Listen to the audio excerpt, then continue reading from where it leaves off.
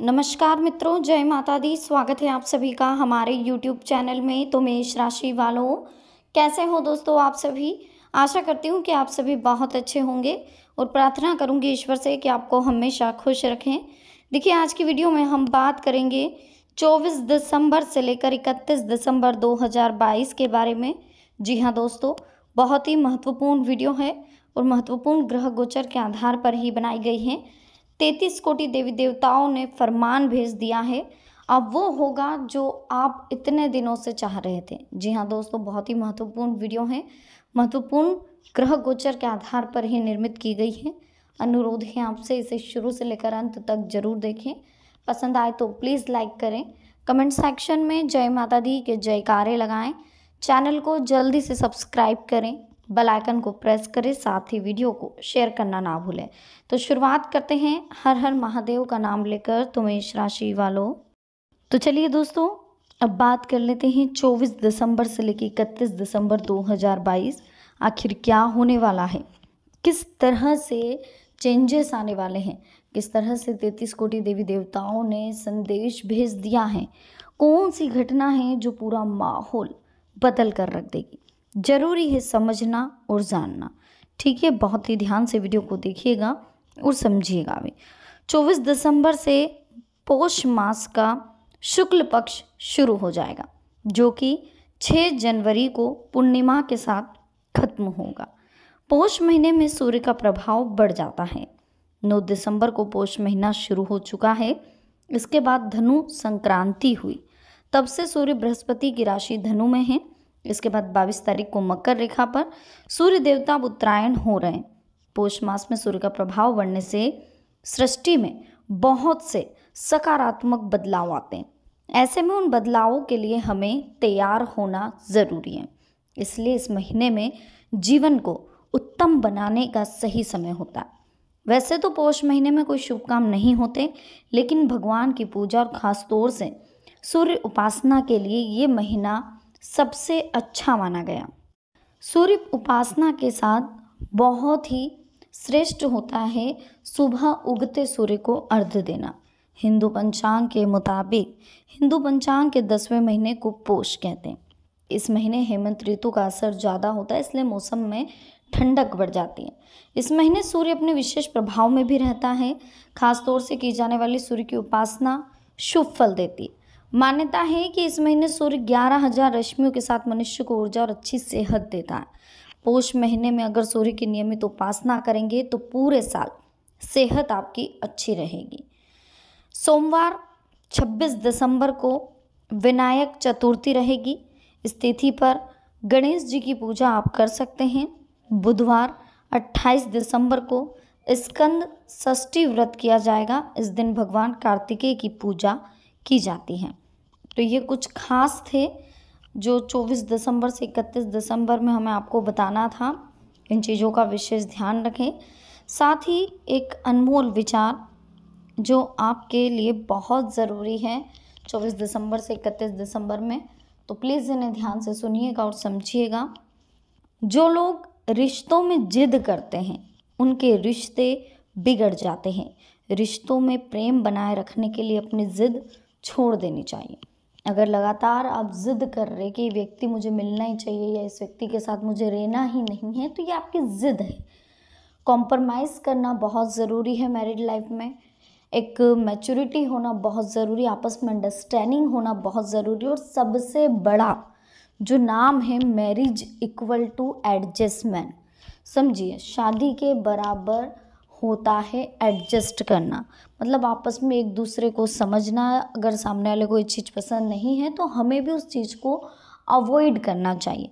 बहुत से लोग इतने ज़िद्दी होते हैं कि जो चीज़ सामने वाले को पसंद नहीं होती अवश्य करके वही कार्य करते हैं, ताकि घर में झगड़ा हो, रिश्तों में मनमुटाव हो और रिश्ता टूटे।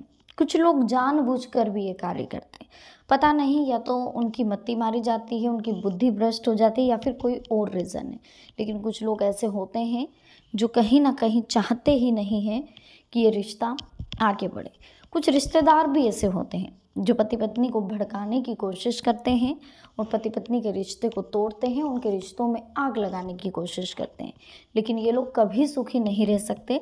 अगर आपके अंदर मैच्योरिटी है, आप एक दूसरे पर ट्रस्ट करते हैं, एक दूसरे को समझते हैं, एक दूसरे को जानते हैं, तो लाख कोई कितनी भी कोशिश कर ले, आपका रिश्ता कभी नहीं टूट सकता। ईश्वर की तरफ से अगले 7 दिनों में यही फरमान आपको भेजा जा रहा है कि लाख भले ही कोई आपके घर में कितनी ही फूट डालने की कोशिश करे, कितना ही आपको प्रॉब्लम क्रिएट आपके घर में करने की कोशिश करें, लेकिन आपको एक समझदारी रखनी है, परिवार पर ट्रस्ट रखना है, एकता बनाए रखनी, और ऐसे लोगों को जितना जल्दी हो सके इग्नोर करना है, अवॉइड करना है, क्योंकि ये लोग हमारे लिए हमेशा दिक्कत खड़ी करेंगे। इन लोगों को सिर्फ ये दिखता है कि आपके घर में खुशियाँ कैसे आ गई, खुशियाँ क्यों आ गई। ये चाहते हैं कि आपका घर भी कुछ ना कुछ तरीके से, किसी ना किसी तरीके से आपके साथ बुरा हो। तो ऐसे लोगों से हमें बिल्कुल दूरी बनानी है, ऐसे लोगों को हमें पूरी तरीके से अवॉइड करना है। इस बात का विशेष ध्यान रखें। चलिए अब जान लेते हैं अगले 7 दिन आपके लिए कैसे रहेंगे। नए काम की शुरुआत अगर आप करेंगे अगले 7 दिनों में, तो फिलहाल आपको टालना होगी, क्योंकि अभी आप नए कार्य की शुरुआत नहीं कर सकते। विशेष करके 7 दिन में तो नए कार्य की शुरुआत आपको नहीं करनी चाहिए, यह आपके लिए शुभ फल नहीं देगा। कायदे से संबंधित अटकी हुई बातों को आगे बढ़ाएं। हर काम में जीत आपको मिलेगी। जो रिलेशनशिप है वो सुधरती हुई नज़र आ रही हैं। काम से जुड़ी डेडलाइन पर ध्यान देंगे, जिससे तनाव और भागदौड़ कम होगी। आपके प्रयत्न सफल होंगे। जिन लोगों के साथ विवाद हो रहा है उनके साथ तालमेल बनाना संभव होगा, लेकिन पुरानी बातें भूलकर नई शुरुआत करना फिलहाल आपको ज़रूरी है।